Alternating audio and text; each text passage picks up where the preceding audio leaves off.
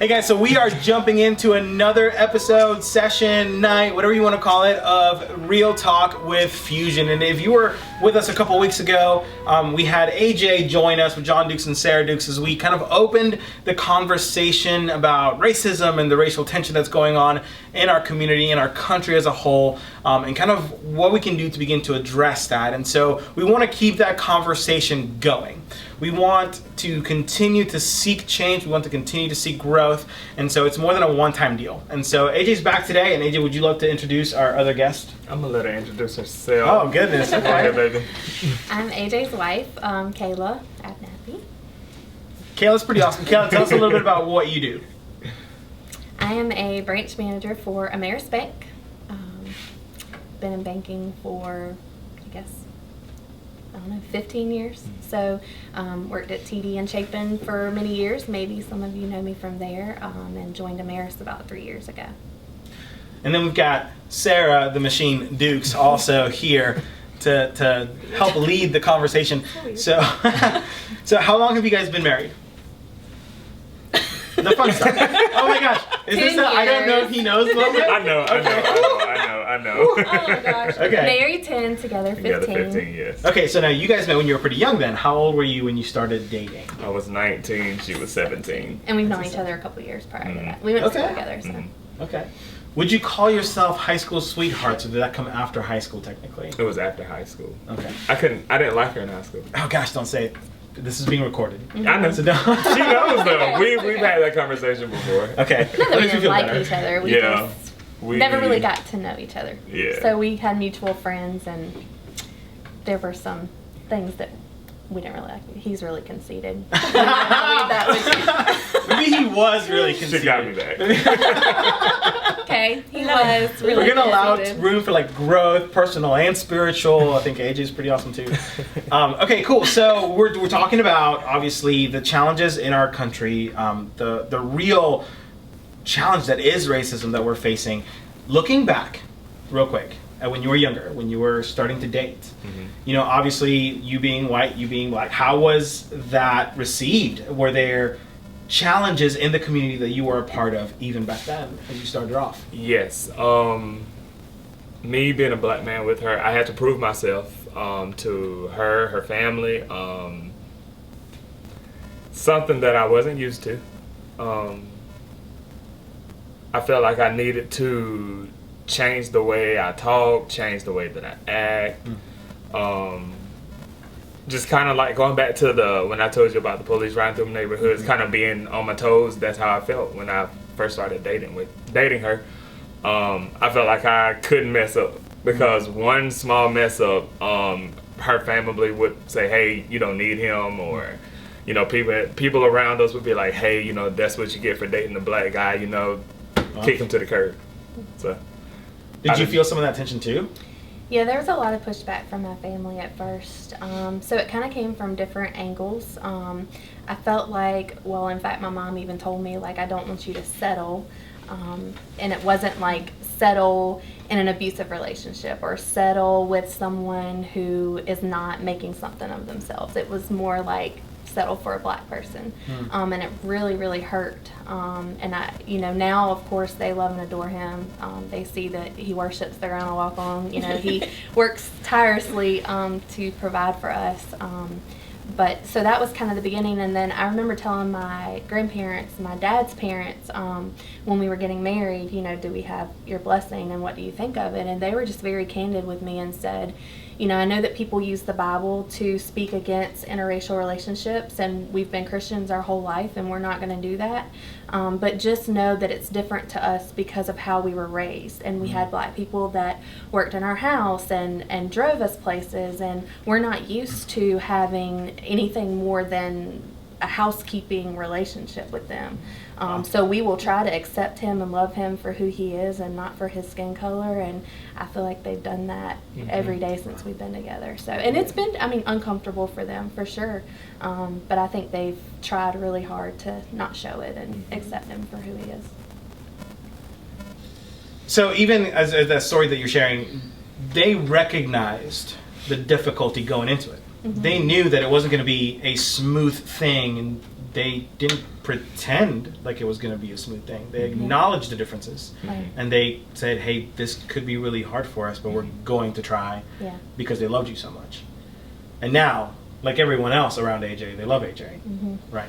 Which I feel like is usually the case a lot, unfortunately. You know, it's like you have, you know, the one black friend who Hugo brings to a party and everybody's kind of like, whoa, you know, who's he? How's he going to act? What's he going to do? Is he going to like our food? I don't know, something as silly as that. And then, you know, Sarah starts talking with him and is like, oh, okay, he's okay, you know. It's like he has to prove that he can act a certain way or speak a certain way or relate in some way before he feels accepted in some environments. Which is what I have seen over and over in the years that we've been together, which is probably the most heartbreaking thing. I feel like I'm constantly advocating for him. I feel like now I'm advocating for my children. I've even had conversations with customers within some of the banks that I've worked at about the same thing. You know, they have this thought of me until they find out that I have a black husband or biracial children. And the most common comment is, I never thought that of you. Like, what does that mean? Wow, yeah. You know, you act or talk or dress or present yourself in a way that you wouldn't be married to a black man. I don't even know what to do with that comment. Just, and they just throw it out. Wow. Okay. So, I mean, I don't think we realize the biases we have. Speaking as, you know, somebody who's appreciated or been a part of, I should say, white privilege and all those things that come with it. I don't think until recently my eyes have truly been open to some of the biases I even have within me as somebody who, generally speaking, loves people and treats people well. At least I like to assume I have in the past. I have plenty of black friends and we've had plenty of great conversations, but as I keep reading and studying and learning, I'm realizing there are moments in me that I'm unaware of. And so I think what hopefully this season we've been in has done is open our eyes to the fact that this is very much a problem. But I think a lot of us are still scared in being afraid of saying the wrong thing. Because if I say the wrong thing, what if I end up creating a greater offense?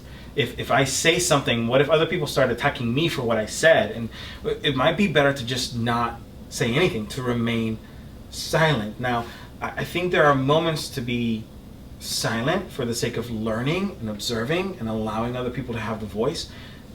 But I think that's different than what's taking place in some people's lives. I think some people are just scared and they're choosing to hide instead of speak up and allow others to have a piece of their platform or their platform completely to share their experience. So what can we do? How can we encourage someone to say, it's okay to step into it? They just have to do it. The only way you're gonna learn is to talk. And I hate to say this, but we feel like at this point, silence is compliance. That's the way that we feel because it's been going on so long.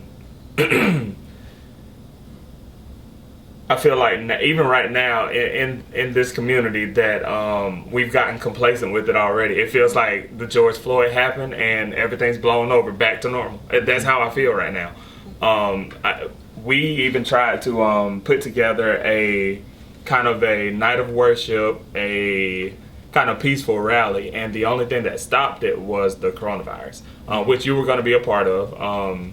But we wanted to get this community together to have those conversations, to get uncomfortable and kind of speak some truth to what happens in the black community, to bring light to it. Yeah, bring light to it. And not in a, try to do it in a positive way. In a positive way, yes. And also, I think it's very easy to share all these posts on Facebook or maybe even comment on a thread and kind of hide behind your phone. But I feel like the real honest conversations happen in private. So rather than spending hours on Facebook, reach out to someone that's different from you and have a private conversation with them. And then nobody has to know that you're having the conversation. It doesn't have to be publicly. But then maybe just that one interaction that you would never have otherwise will change your mindset and your perspective. And if none other for people of our age group or higher, but for the young children that are facing this crisis and are going to have probably a harder time in the coming years than AJ ever grew up with. Especially biracial children, because I feel like they're really torn between two races, and they may be having a hard time being accepted in either, and so they're having a hard time with identity. Cameron has had that on more than a couple times. I mean, telling us, he wants to be skin color. He doesn't understand why he's brown. People pick on him and tell him he looks like a burnt chicken nugget. That's like kids are ridiculous. Racism in the mind of a 7-year-old, right? Insane. Yeah, but that's exactly what it is. It is an early showing of racism that's already being taught and instilled in a child. Right. We're not teaching our children to love the way that God loves, to love everyone the way that God loves everyone. So, how would you talk to a kid who says, "That's not me. I would never call someone that, so I'm not part of the problem"? You need to stand up, just the way people are teaching their kids to stand up for bullying, and suicide awareness, and right now with children being at home and being isolated and whatever, depression that they may have never felt before, we can't be blind to racism. It's the same. Yeah. One thing that, the conversation I've been having at my house with my kids, and not that I have parenting together, because if you know me, you know I don't, but the conversations I've been having, especially with Jackson, who's our middle child. Jordan is like my justice seeker. Like, I never have to worry about whether or not she's going to seek justice for people. But with Jackson especially, I mean, we've had the conversation. I was like, Jackson, you know that people get treated differently because their skin color is different. He's like, yeah, I know that. I was like, okay. I said, it's wrong, right? And he's like, yeah, I know that too. And I was like, okay. And this is my kid who, if he came in here and he knows both of you, but he would hide behind me before he ever talked to you. Because it's him. But me making a point with him, well, if you see it happen, you can't just stand there. You have to say something. You have to get between them. You have to interject yourself into that moment. And he's like, yeah, I know. And he knows it. My prayer is that if he ever had to, he would have the courage to do it. But I think having those conversations of people are treated differently because their skin color is a different color, and not just ignoring that that's a thing, but saying it to our kids so that they're aware that that's a thing. And then Jackson, he's 11, and he's like, yeah, I know that happens. And I was like, okay. And part of me was like, oh gosh, what are you saying? But knowing that he's aware of that particular thing that happens. And I think too, what you guys were saying about having the courage to sit down. I mean, that was my own experience. I have a dear friend who I got to see yesterday, and actually she's friends with you guys as well. Naomi. Yes, and we had lunch yesterday. But she was the first person that I had the courage to sit down with, and this was years ago, right after a young man had been shot by a cop, and I sat down with her. I finally went to her office and was like, I don't know what to do or say except that I'm sorry. And I was like, but tell me what to do or say. I don't know. I don't know. And that was when things, I think, like Hugo was saying, I began to be aware of my own biases, of my own thought processes that were not correct, that were wrong, because I was one of those people who's like, well, what's the whole story? Well, it doesn't matter what the whole story is. It doesn't. A person died. Right. And that's all that matters. And so that was when things began to shift, is because I made myself uncomfortable and sat in the room with her and had those conversations with her that I'd not had with people before. And so I think that's so important to take that step and have that. And an opportunity for that is, when you see someone post Black Lives Matters on Facebook, instead of being defensive and responding with all lives matters or whatever your defense is, humble yourself and reach out to that person privately or publicly and ask them, why are you posting that? What does Black Lives Matters mean to you? Because I think if you do that, you will see that it is not what people are portraying that organization was founded on. It's not violence. It's not tearing our cities apart. It's not Antifa. It really is just an organization that is fighting for Black people to have equality and acceptance the same way that all of us do. So real quick, let's touch on that for a second, AJ. How do you, as a man of color, as a Black man, feel when you see someone who says it's not Black Lives Matter, all lives matter? How does that impact you? It stirs me up a little bit, to be honest, because when we say Black Lives Matter, we're not saying only Black Lives Matter. We're saying Black Lives Matter too, and with all lives matter. We're not saying all lives do not matter. We know all lives matter. We are also just saying that right now, we as Black people, we need help. We need a voice. We need someone to just come and just fight for equality. Yes, fight for equality for us. It's Black Lives Matter too. Without the two, and I wish people would just understand that we're not saying down with everyone else's life. Mm-hmm, yes. Yeah. Real quick, an analogy. I know we probably don't have much time, but I read all the Karen jokes, and it was one about AJ's house is on fire, and Karen runs out and says, "But what about my house?" And like begs them to spray her house down, but her house is not on fire. That's a good analogy. Also, this other church that we watched online, this girl said, "What if she broke down the interstate with a flat tire and whoever comes to help her change her flat is trying to change all of her tires? Like all of her tires are not flat. The black one's flat right now."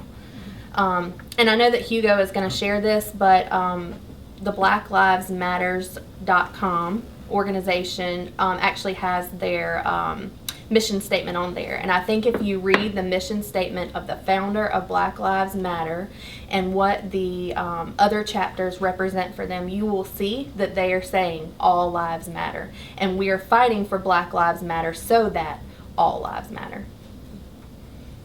I think it really goes to the point of humanity as a whole. I had lunch with Amy yesterday, and when everything happened, she went to work the next day, and it was like nothing had happened for everybody else that she worked with, except for her. And she was heartbroken, and she was angry, and she was having all of these emotions because of what had happened. But everyone that she worked with was just like, "Oh, let's order lunch. What are we going to get?" Talking about their beach trips and about, whatever. And to the point that she couldn't take it, she couldn't handle it. And the person who works above her came into her office later and was just said he knew she was upset but didn't know what to say. And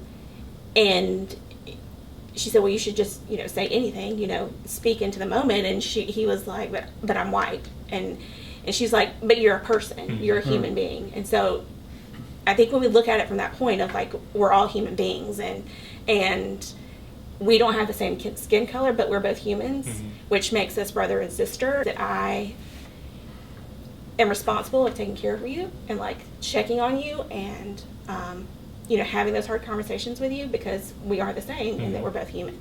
And so I think when we remember that, we're all human beings, not just groups and factions and sections of people, but all human. And if you don't get out of your comfort zone and expose yourself, it's easy for you to say racism's not real, it doesn't exist, it doesn't affect me, turn off the media, it's media driven. Some of us don't have that pleasure. Yes, that's one statement I hear everybody saying. Racism is growing because the media is portraying it growing. It's not. They think that it's the media because that's all you see. I've lived it. I've seen it. We feel it. Yes, every day. And there is no way the media can portray it more than what it is because it's here. The only reason why that people know that it's here now because it's filmed. If it's not filmed, no one knows that it's going on because a lot of people are in their bubble. Right. And it infuriates me when people say, "Oh, it's just the media." I've experienced racism here in this community. Quick story. I lived here, how long were we here? 2 years maybe? A couple years. And I got a new car, and Kayla put some rims on my car for my birthday. I put rims on his car. Yeah, she put the rims. She put the rims on my car. Okay. So they're actually rims I used to have on my car. Okay. So I would go to work at about 12 or 1 o'clock in the morning. Once a week, a police officer would pull me over. No reason. My taillights were good. My license were good. He would say, "Oh, I'm just checking out cars. We heard that there was a burglar around." He would just make an excuse every morning. So one morning on my way to work, I was passing by Chapin High School, and I saw him. So as soon as I saw him, I just went ahead and pulled over because I knew he was going to pull me over. So I pulled over, and he got behind me. And by this time, he had seen me so much, he knew my name. He said, "Mr. Abernathy." He said, "What's wrong this morning?" I said, "Nothing." He said, "Well, why'd you pull over?" I said, "Because you were going to pull me over." He said, and he kind of sat there. I said, "So, let's get this started." And gave him my license registration. Everything checked out fine, and I left. Well, probably maybe a month later, I got a new truck. And it was a little black Dodge. I haven't been pulled over since. So if that's not profiling, I don't know what it is. So I had this conversation with a white friend, and their response was, he should not drive a vehicle that looks a certain way to attract the attention of an officer to pull him over. So the idea would be that you, as an individual, should do more than expected to avoid the potential of appearing a certain profiling, way. basically. So it's your responsibility to try to avoid not be profiling. Yes. Yep. That's okay. That's the heartbreaking reality because of the people are world we in live that bubble. They don't understand how it feels to be a black man. Even when we were at the house, just starting at birth, when we're naming our children, we have to name them names to where we feel like they'll get a job application. They'll get an interview. When we named Cameron, we came together. I picked out a name. It was a black name, and Kayla said, "We're not doing that." Can I ask what it was? What was the name? Was it Deshaun? It was Deshaun, yeah. And she said, "No, we're not doing that." She said, "Our child's gonna have to grow up. We want him to have opportunities." So we did Cameron. And even with me, my name isn't a per se black name. I'm named after my dad. Harold is my real name, so I don't have too many problems. But if I were like on some applications, they ask, "Do you go by other names?" And sometimes I put AJ, and when I would put down AJ, I wouldn't get a call back. So it's small things like that people don't know about and don't think about, that we have to go through every single day, that we have to think about. We have to think about the smallest things to make sure that we make it in life.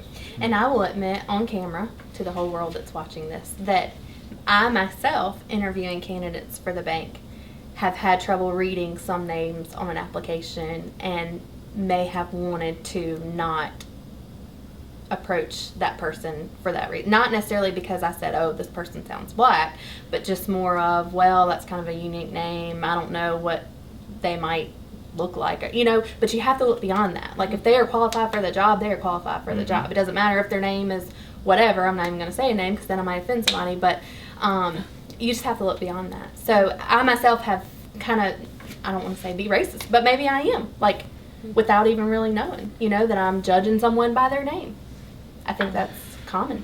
So I think one of the problems that we have, and we'll kind of wrap it up this way, I think one of the problems that we're going through is that as people are watching, we're watching from all different generations, which means we have all different perspectives. So I was raised by a generation ahead of me, and then now I'm raising a generation below me, and they will raise the generation that comes after them. And so one of the biggest challenges that can happen, I believe, is that the generation can tell the next one that racism is over and taken care of. Because I feel like growing up, that was kind of instilled in me in some way, without me knowing it. That was something that happened in the past, but when slavery was done, we were good. Like, we kind of worked through it. We had some moments, but then we kind of backed in, and now we're good to go. And so in my mind, I think if you're watching as a teenager at this point, and you're thinking, okay, this doesn't really apply to me, I'm not racist myself, I have black friends, then I would still say, you have a voice to speak into, because you have to be trying to change it, not just for your generation, but for the generations that follow, for AJ's kids who are coming up in Chapin, for my children who are coming up in Chapin. Can you change things so that those generations have a completely different experience? And so if we can close this way, AJ, your hope for Cameron and your kids, your girls growing up, what would you want their experience to be like? I don't want them to grow up worrying about the things I had to worry about growing up. I don't want Cameron to have to worry about getting in a certain car and being pulled over. I don't want Ava to be singled out with her other white friends about her skin color, and that because she's black she's supposed to be more athletic, or just simple things like that. I just want them to be treated equal. I want them to have the same opportunities as their white friends when they grow up. I want them to work hard, but I don't want them to have to work 10 times harder to get where such and such is because she's white. I want walking in. Yes. Yeah. I just want my kids to have the same opportunity as everyone else. I don't want them to be looked down upon. I want them to be looked up upon. I want them to be loved. Loved by this community, loved by our church family, and not loved because they're black, just loved because they're children, God's children. We're God's children. We're called to love everybody. I want them to feel accepted and loved in this community. So the task before us is massive, but we all play a significant role. And it starts by you being willing to have a conversation with the people around you. It starts by you being willing to take a risk, potentially say something you shouldn't say. I say many things I shouldn't say, constantly. And I'm constantly getting punched by my wife in the arm when I say stupid stuff. It happens. But we need to be willing to take the risk to have these conversations so that change can actually begin to take place. Because if we don't, nothing will change. Mm-hmm. And so today, I don't know what you pull from it, but I hope beyond anything that you know there's a role to play. Even if you're 13 today and you're watching this, if you're 8, if you're 28, or if you're 45, we can all start to have these conversations to hopefully reroute our community to be more open, accepting, loving, to remove these biases from who we are. I want to thank you guys for being a part of this. I want to thank you for being so bold and coming out here and speaking openly and honestly. We love you guys so much. Sarah's all right. We love Sarah too. But more than anything, guys, thank you for joining us, and we hope to see you again at the next Real Talk with Fusion.